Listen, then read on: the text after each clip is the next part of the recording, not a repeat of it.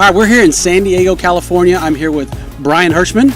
Brian is the founder and CEO and grand poobah of Indihoops, man. And Indihoops absolutely rocks. You guys dominate the 8th grade market, but you do so many things. So tell me a little bit about this event. This is a Top Gun event, your event, and what's going on here, how many teams we're talking about, and we'll talk a little bit about what you're doing here in the future. Okay, yeah, thank you for that. This is the Top Gun Winter Challenge, and this is our 5th edition of this. So Top Gun basketball, I've been running that for 9-10 years, and that's here in San Diego. Tournaments, camps, leagues, and what you said, the 8th grade, the Indy World Championship, that's like for the best of the best, people that want to compete.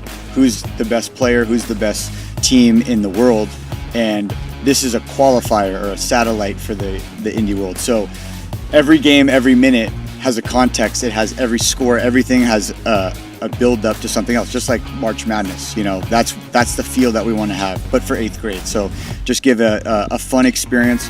And so we've got 9 teams in the Indy World qualifier division from all over. So how long have you been doing this? You've been doing this now for how many years in this structure here, the Indihoops brand?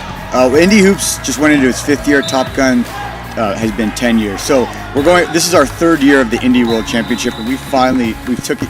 I and my team have taken everything that I've learned in basketball business and tried to combine what we thought, which is we just launched today, is the Indy Lockers for the players, a really cool world social media network community, if you will, and we just launched that, so we're signing people up, and we're glad to incorporate. Sweet. So this website's brand new for you, and the Indy Locker is really, really cool.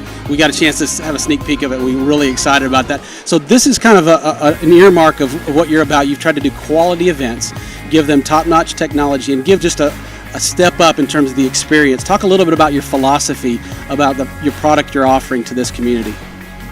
Yeah, I mean, my basic background is I really love to coach, and I love. You've been a coach, right? Yeah. So I've coached at a high school, college, middle school, club, everything. So my philosophy as an event operator is to provide, number one, we say it's an aspirational brand. So we like to have this culture because we think it's important, the temperature of the event and the culture and how it's set up, and how to raise the level of play here in San Diego or anywhere else. So we just try to find, it's just like the mentality of people that want to get better, and we just try to facilitate that. I mean, we just try to facilitate that and kind of get out of the way, so we're not a barrier to anyone getting better. I think that description really helps encapsulate why we have this kindred relationship at Eplay. We're so excited to be partnered with you. You got it immediately, and you've been incorporating Eplay into your program. Let's talk just a little bit about that. What is it that was so unique about what we're trying to do at Eplay that fit your DNA and what you want to do moving forward?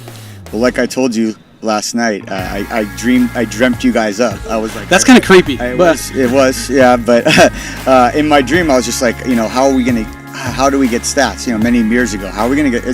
There's a lot going on. In most youth tournaments, it's not one game going on like high school.